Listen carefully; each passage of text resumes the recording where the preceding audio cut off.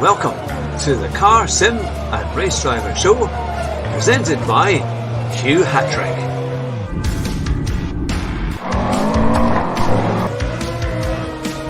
Here at Bathurst in the Forest, my very special guest, Beta Golly, Rascal, Rabbit, Josh Martin.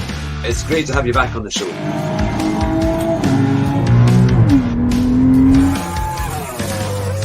Drive fast and try not to crash.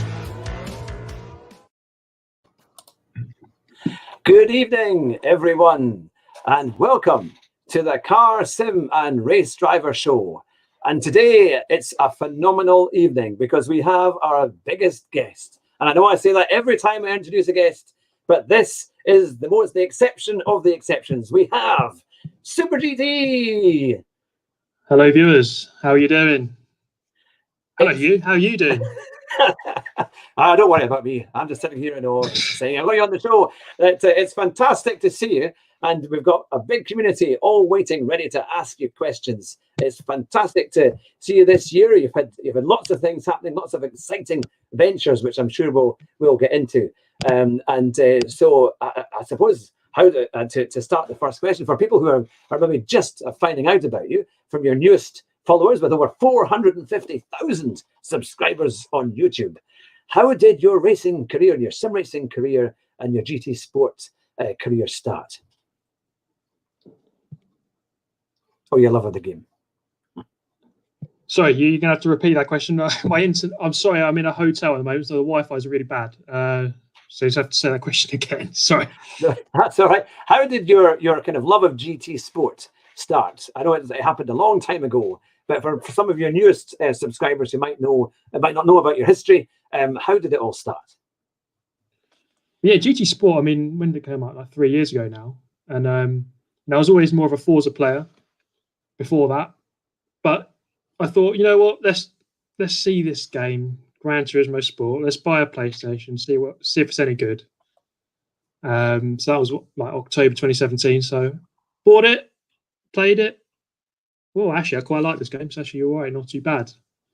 So that was 3 years ago, and it's kind of just spawned into what I'm doing now, which is, well, still playing Gran Turismo and still enjoying it.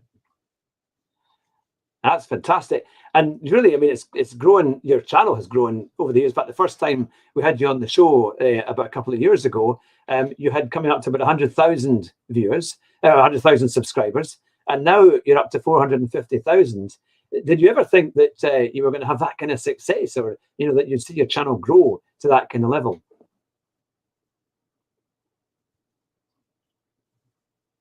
Oh, can you hear me? Hello? I could hear that just about. I couldn't hear the end of it. Sorry, my Wi-Fi is really bad. Sorry about that. I heard most of it, just the last bit. Okay. Did you ever expect your channel to grow in such a manner? Oh, not really. I just made the videos and just sort of went with the flow. Really, I'd never really had any expectation. You never really can plan on YouTube. Like, I expect this amount of growth in this amount of time. You just never can really plan that. So I never really I never really had any expectations of how quickly it would grow or how much support there would be or how many people would view each video. But it's just one of the things, you do it because you enjoy it, you keep doing it, it will grow eventually, but you're just never quite sure of how quickly. Mm-hmm. Well, you certainly, I mean, you have a wonderful following because we love the way you do your commentary and your racing because you have a great sense of humor. And not when you pass people or if you see people going off into the shadow realm, to quote one of your famous phrases, it does make us all laugh. And also we learn a lot from the way you qualify and the tips that you give us. But we've got so many questions here. I thought I'd better get started with these questions from your fans. Now, here is one from the Nozo Turtle. I don't know if I've pronounced that right. How do you keep the motivation going for GT Sport after a few bad races? Yeah, that's a very good one. That a lot of the time by turning it off and coming back tomorrow. I think a lot of the time that works. But well,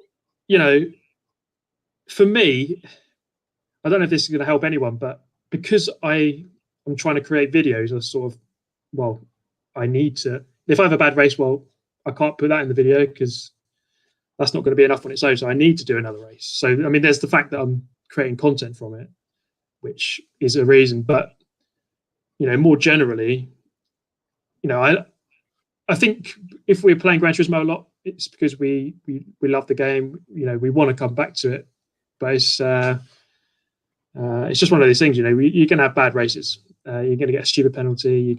Someone's going to hit you wide or something, or you're going to perform really bad in qualifying and your race is over. But because we just love the game, you are going to come back eventually. But I can't really give more advice than that, really. It's just, that's perfect. If you love the game enough, then you'll come back. Exactly, you keep coming back. Now we've got another quick question here from George Lawler, and he says, "Are you still doing Club 100 next year?" I'm going to do some of it. I have plans to do different types of karting. I won't say just what exactly because I don't want to spoil it. But I will do some Club 100. I won't do like a full championship like I was doing for the last sort of 6-7 years. But there's new stuff in the pipeline for 2021 in terms of karting.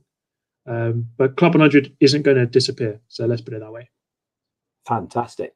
Now, from Tom Brooks, he said, "Who is Steve's favourite person to work on GT with?" Well, we've got this commentator called Tom Brooks, and he's the most difficult person. Absolutely hate him. So definitely not him. No, you know what? Like since working on the GT Sports set, everyone, I like all of them. So I'm gonna cop out here and say none of them are my favourite because they're all my favourite. I'm not going to single anyone out. They're all good. You're not going to offend anyone, eh? No. They'll be unfriending you on Facebook. I know, yeah. Now, we've got a good question here. Do you ever get approached by companies to promote their products? And have you ever turned down a particular sponsorship? All the time. In emails. 3 days ago, I got a Raid Shadow Legends one. They're like, "How much do you want? We can do this much." It's like, nope, I'm not doing it. I mean, you'd be amazed the amount of offers you get, and I turn down like 99.9% of stuff because I don't know, it just doesn't feel right a lot of the time. I know a lot of YouTube channels, obviously, they do have like advertising. Let's say 30 seconds of the video, we're going to talk about today's sponsor and this kind of thing. Yeah. That's kind of normal on YouTube now. Yeah, but I've tried to avoid that if I can. But yeah, I've had plenty of companies try to or ask me about promoting their stuff in videos, but like I said, most of the time I don't know. It ruins the flow of the video for me because I like my video to be a nice sort of a story almost. So just to suddenly turn to a sponsor for a minute kind of just ruins that. Yeah. No, that's the thing. Now we've got quite a funny question here. What is inside the Shadow Realm? Oh, you don't want to know? You don't want to know, mate. You don't want to. I've been there, and let me tell you, you just best off not being there. Let's put it that way. So if you see Momo's 91 behind you, have your wits about you, and just steer well clear. It's and here we are. We've got a good question here. How do you overcome the numb bum syndrome when playing a long game? I was going to say I don't really get that, and the reason why is because the seat I've got is so comfortable. I've got like a bucket racing seat, and I've done 12-hour endurance races in one go, and didn't feel uncomfortable really. So the top tip I'll give is buy a Sparco Rev 2 bucket seat and sit in that. That's pretty good. Top tip. A top tip from Super GT tonight to make sure you can last the distance on these long-term races. And now here we have from Chili Snowman 44. How long did it take you to get used to driving with 3 pedals, going from karting to driving in real life? There's no adaptation. When I'm in a car, it doesn't feel like, oh, this is weird because it's not a kart. Like I can jump from a kart into a car and it's no problem at all. So, when I was learning to drive a car, there was no extra difficulty because of the amount of pedals. In fact, karting helped me because I just, I understand braking, throttling, turning. So the fact that there was an extra pedal to deal with wasn't made worse because of karting. So I wouldn't say that was really a factor at all. Mm-hmm. And I suppose as well, for most of the Gran Turismo games, you really just accelerator and brake, aren't you? You're not really having to worry about a clutch pedal, unless maybe you're doing more of the PC games or Assetto Corsa and things like that. But here we are. When have video game makers ever asked for your input for new games and things like that? No, no, not really. Well, only one. I was in the Street Kart game on iOS, which is a really good game actually. So it's on mobile, tablet. So it's a little karting game. They asked me for a little bit of feedback of how does it feel, does it? And actually, that game feels, for a tablet which you're turning like this, feels pretty good actually. But apart from that, not really anything. No. Now we've got a good one here from Leona Chin, motorsports athlete. Hello, Leona. They say, what are your favorite driving socks? Because you were one of the first to launch your socks on the channel. I remember when you did that a while ago. Well, if you go back to my Bathurst 12 hour, which I did on my own, I was wearing these sort of Toyota Supra socks, which are like red and white triangular pattern, and I think they're my favourites for some reason. I just like the design. That's the thing. Now, for people who are watching, you'll see that Steve is wearing a very, very special jacket there. Would you like to show the viewers the jacket? Look at that. Yeah, so I got a nice PlayStation bomber jacket. It's got the logos here. But the best bit is on the inside. Look at that, the tartan, and then you've got the memory card. Memory card pocket, which is basically the coolest pocket you could ever ask for on a jacket. Yeah, that is that is the coolest jacket for any gamer. That is the one that they all want, surely. But we did have a question earlier on as well, saying, is it now that when you go out in public, are you quite often recognised, and not just at events, but even out in public when you walk around the street near where you live? Not really. It's happened twice where I live. 2 people have recognised me, just out and about. When I'm at karting events, I get recognised. That's happened quite a lot. I mean, I went to Daytona. The Daytona, where was it? In London, and within 2 minutes of being there, about 4 people walked past. And, I think I recognise you. They sort of give me an awkward look, and they're like, I think I know who that guy is. But it doesn't really happen. It's not like I have paparazzi outside my flat. It's really not like that. It's I'm not that famous in the grand scheme of things. I'm not famous at all, really. I'm just well known in Gran Turismo, I guess, and a bit of karting. So for the most part, I'm okay with that. Don't really get recognised too much, and I don't mind that. Yeah, so you can keep. It's nice to be able to have a private life as well, isn't it? So that people aren't always there. At your, always asking you questions and things like that. You can do that on a night like this when people can ask you questions. But yeah, no, because it's important that you're able to keep a decent private life. Now, here's a question for you: is Steve's channel now your main career? And did you go to university and have another job before racing? Is YouTube my career? Did you say? Yeah. So is YouTube your main career? Oh. Yeah. YouTube is my main career. I went full-time in June 2018. I went to university. I studied motorsport. I dropped out. I didn't finish that course. That was 10 years ago when I first went there to university. And in the meantime, in the interim, from leaving uni to when I left my job, I was working in a warehouse, minimum wage job. I worked my way into the sort of an auditor position, a little bit better in the office. So did that for a couple of years, 3 years. And then, YouTube was always being done in the background.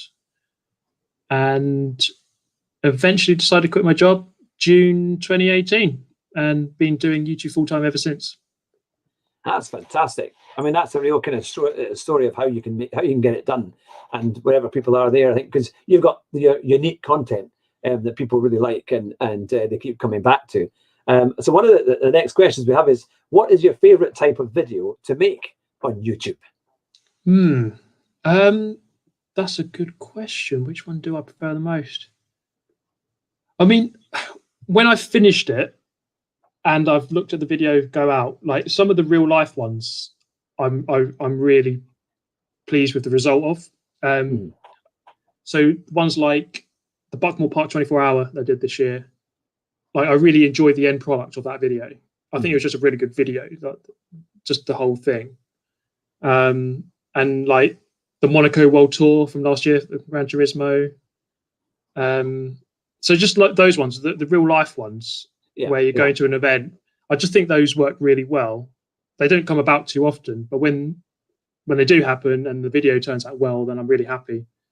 But obviously, they're quite hard to edit because there's a lot to it.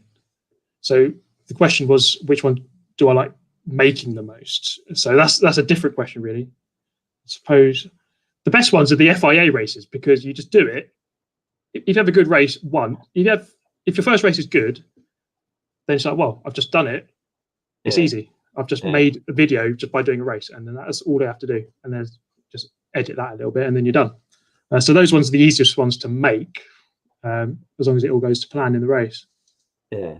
I have to say, when watching your go-karting videos, they're exceptional. I mean, whenever when you do some of those big events where you're in a mixture of different drivers, and they always say, especially like you did one as well when it was in the wet recently, and you were still using the curbs, and it was going right out to the very edge and back. And I thought normally that must have been like driving on ice, because the curbs can have so little grip compared to even a skiddy track, a go-kart track. So you've got massive confidence when you drive your go-karts. Is that just because you've had years and years of experience, and you've just, and obviously you're very, very fit and you know what you're doing, but what do you think that gives you that edge in go-karting? Because you're extremely competitive and you've won it. You won the Club 100 in 2016. Yeah, I think it's like a combination of a few things. Like one is just like I'm a competitive person, so if I do a good time, then like that's not good enough. Like it needs to be better. You need to do a better time than what you just did, because good isn't good enough. So there's that. There's obviously, just I suppose I've done it for so long now, like years of experience, and just trusting other people who know what they're talking about. So the video you're talking about was that the Jack Dex one at Wilton Mill, where I was driving the X30 in the rain, and he's a very knowledgeable person. He just told me, you're doing this wrong, you're doing that wrong, launch the curbs, go all over the curbs, do this, do that. So I just did what he said, basically, and it worked. So a lot of it is just trusting people who have the knowledge and, just following what they say. I mean, because driving a go-kart, especially one that's as powerful and as quick, I mean, it looks crazy when they go over the bumps, and you get the full raw live experience of that when you do your videos on it. I mean, we've not really ever seen you kind of lose the kart really on a video. To be fair, you've always managed to keep it going straight, and hearing past people. What's been your biggest moment in kartings, or do you just not show that on a video? That's the beauty of editing. You can always cut that out. I mean, one of the biggest things, probably the biggest crash I've had, which wasn't too bad to be fair, but when I first started karting, my dad was like doing all the mechanicking for me, and he was learning as he was going along, or making up as he goes along. I think it's a fair way to put it, in the first year at least. And he basically forgot to replace the brake fluids on a new session. So I went flying up the straight at Buckmore Park, hit the brake pedal, nothing, straight into the wall, full speed. And I all that happened was I sprained my thumb on my finger. So it wasn't too bad, actually, considering I just went into a wall at full speed. That's about as bad as it's ever got for me, I think. And that's quite a thing, because it is, and there's no protection in a go-kart, isn't it? If you hit something, that's it. It's basically you're the person, you're the crumple zone in a go-kart, isn't it? It's kind of you're going to feel it if you hit anything at all. But now we had a question here earlier. I'll just quickly look up this with so many comments, which is absolutely fantastic here. Someone suggested that you could do Super GT branded sofas. So if you can't afford a racing seat, you could have a cover for a sofa. That would be a thing. Yes. Does your merchandise sell well, like your T-shirts? Because you've got some great T-shirts and jerseys and things like that. Yeah. How do you find that going for you? It ticks along quite nicely. I mean, it did well at the beginning, a lot better than it does at the moment. But I think I need to update it a bit more, because I can't even remember when I launched that. It was like early this year, I think, or last year. Yeah. Yeah, it does well enough. Ticks over, and I've been quite lazy with it, to be fair. But I think the designs are quite humorous, and some people quite like them. So I'm happy with how it's gone. And now we've had a question that's been asked many times. Because you're kind of mistaken for Alex Albon. There's no doubt there's a very, very strong resemblance. So one of the questions was, have you had your Red Bull seat confirmed for next year? Yes. Good. That's that's what we like. That's great. And so what's your take on Alex Albon? Because you quite often talk about him on your streams. Do you think he deserves to stay, or do you think it's time for somebody else to come alongside? I think he's definitely underperformed. He hasn't done as well as he really should be, especially in a top seat. It's probably the 4th best seat in F1 at the moment. Mercedes being the best 2, and then Red Bull being the 2nd best team, so the 3rd and 4th best seats. There's better drivers out there than him, for sure. But he is a rookie. Well, he's not a rookie now, but he's in his 2nd year. He should be doing a bit better, for sure. He should be doing better. Will they replace him? I think they'll keep him, to be honest. Yeah. Obviously there's this whole narrative that Perez should be the driver, and obviously Perez is a better driver. But he's not inside the Red Bull family, so it wouldn't be usual for them to take someone from another team like that.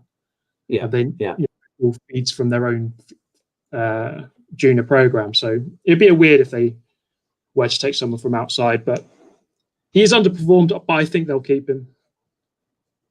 Yeah. We're getting lots of questions here of, are you in a hotel? Because they can see. Yes. Yeah, you can. I'm in my lovely decor. That answers that question. And crap Wi-Fi. Yeah. It's all fine. Do you find that you're quite motivated by Formula One? Because you do obviously talk about it quite a bit. Do you find that it's quite a big passion and you enjoy watching it, or where are you on Formula One? Yeah, I love to watch it. I'm not like a die-hard hardcore fan who watches sometimes I'll watch the race and I'm like, yeah, this is boring. Can't really be bothered to watch the rest of this. That happens quite a lot. I don't really have a team. I mean, I love McLaren, and obviously we're with Lando now, so I'm going to support him. I do like Albon as well, of course. But it's not like I'll stick around to support a driver. It's just like, this race is boring, I won't watch it. Or a lot of the time, the races are good. Like the last race was very interesting, intriguing race all the way through. This weekend's race will be really good to watch. I'm really excited for this one. I think for the first time, and Russell in the Mercedes it's going to be crazy. I'm tempted to put a wee bid on Russell. Maybe a wee outside bid that he might just win. I just get the feeling he could just pull it off. It could be quite interesting because he's definitely very, very good, and it's great to see him get a chance in a proper car to see what he can do. But tell us, one of the big questions, of course, you've just launched the Team Quadrant early on in November. How did that all come about, and what's its kind of purpose, and what are your plans for Quadrant? Yeah, so Lando setting up this team. He wanted, it's like a team of content creators. I think that's the right way to put it. They contacted me a couple of months ago. I think they wanted me in because of the fact that I'm doing virtual racing and real racing. So that was quite a good mix to have. And, at the moment, the plans are really just to record a lot of online content because we can't really do too much together because of COVID, of course. But next year, hopefully we can do some more real stuff, perhaps go to some of the races, try and get Lando to do some direct content together, in karts or something. Yeah. So there's lots of plans. There's lots of things we could do with it. It's only really just started, of course, less than a month old now. But there's really good things on the horizon. Like I said, for 2021, the karting is going to be a bit different. They're helping out with that, so it's going to be good. Yeah, I mean, it's a huge event. I mean, now to be able to have associations with Formula One drivers like Lando Norris. I mean, he's done very, very well. Definitely punched above his weight in Formula One. Can I just take 30 seconds? Got a really bad headache all of a sudden. I just need to take like a paracetamol. Yeah, no problem at all. No problem at all. Yeah, we'll have a quick break. No problem at all. Now, to everyone who's watching, is this the first time that's on your show? While we just have it's not a commercial break, it's just a wee break for Super GT. It has been on for quite a while. We did have a good build up for the top before the show started. If it's the first time to the channel, it'd be fantastic to have you along as a subscriber. So hit the subscribe button and a like if you could. That would be even better. We've got a big back catalogue of sim racers that we've interviewed over the past 6 months and more. We've got people like David Perel. We've got Irias. We've had Tidgety last week as well. So if you like hearing about sim racers and getting to interview them, then there's a fantastic catalogue of videos there. Really. Yeah, no, that's absolutely fine. That's no problem at all. But yes, I've broken Super GT. Oh dear. But I'll be back, I'm sure, in a few minutes. But now I'm noting some of your great questions here. From Tom Brooks, what is sportsmanship? And well, I'm sure we'll get that sorted. But feel free to get a glass of water if you need a glass of water or something to. Sorry about that. I don't know. I got a really bad headache all of a sudden. No, that's fine. If you need a glass of water, just you've got this. Don't worry at all. We can. Let's. Sean B has said you've turned Steve into average GT. And then someone said Hugh on a hat. It's blinding the poor lad. It must be my bald head that's causing the problems. So there we go. Now let's see. Jack Powers is saying, "Don't enter the shadow realm. We need you back. We need you back." And then I feel like I'm going there, mate. Momo's just ran me in the skull. Honestly, I don't know what this happened and how this has happened, but maybe you're quite close to the. Are you? Really hot. I feel really hot all of a sudden. Oh dear. But okay. But you're all right. You're still going. I'm just about all right. Still alive. Yeah. Don't worry. We won't keep you too much longer. So that you're okay. But there we are. It's someone saying, "Hope you get better, Steve. The same headache here today." And it must be. And then Leona didn't say it must be Momo who's watching. But there we are. Now, there you go. So you were talking about Quadrant and how that's all going. How do you think your channel as well in the future? What are your kind of future goals for the channel? To be honest, I don't really think too much about that. I just I think very much in the present. I just for very short-term future, just do what I need to do to get the videos out, get the streams out. What am I on now? 450,000 subs. Yeah. We'll get to maybe 500,000 at some point soon. Push on for 1 million. I mean, I don't really have an aim for when to get that. It would presumably happen at some point as long as I keep getting the videos out. But for now, it's just really get the content out and just see where it goes. As always, really. Mm-hmm. Now, you did when we were talking earlier. In the show, there was I asked you normally when you win a race, you're always quite reserved. I mean, yes, you're happy and you're all fine. But what's been the race that you've done an Alonso moment where you've run about the paddock, jumping and cheering and telling everyone, letting everyone see how happy you are? Have you ever had a moment like that? Not really. Like you say, I'm quite reserved. I don't really celebrate a huge amount.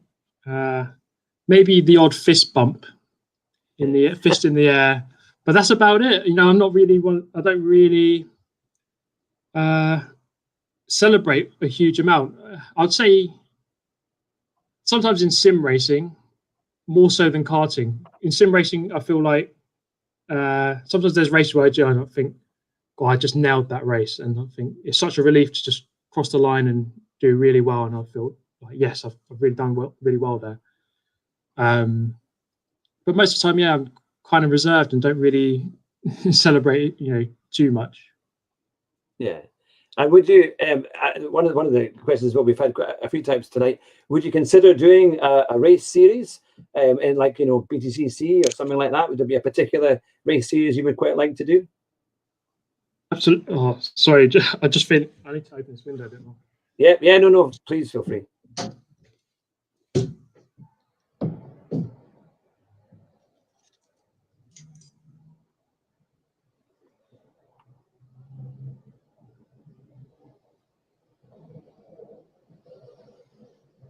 Not to worry. Poor old Steve is obviously it must be quite warm in that hotel room, and we do apologise. Hopefully Steve will be okay. If you want, you can. We can call it a day if you are feeling unwell. Don't worry about it. Yeah, I just feel really weird. All of a sudden in the last 10 minutes. But yeah, I would just probably just take a wee rest and not to worry. We can always do it another time. But we've got a good half an hour of live questions, and you've been fantastic as always, Steve. We want to make sure that you're well enough and that we're not doing anything to make you feel any worse. But yeah, no, look, I really appreciate you coming on the show, and we hope that you feel better very, very soon. It might just be, as you say, it's the heat and everything else, but I'm sure all that work that you're doing does take its toll. But no, look, thank you very much for coming on the show today, and I'm sure for everyone who's been watching, sending their best regards and hopes you a speedy and quick recovery. But you take care, Steve. It's great to see you. I'll finish the show there. Thanks very much to everyone who's watching. You've been watching the Car Sim and Race Driver Show with me, Hugh Hatrick, but my very, very special guest. It is Steve Alvarez Brown, Super GT. Bye just now.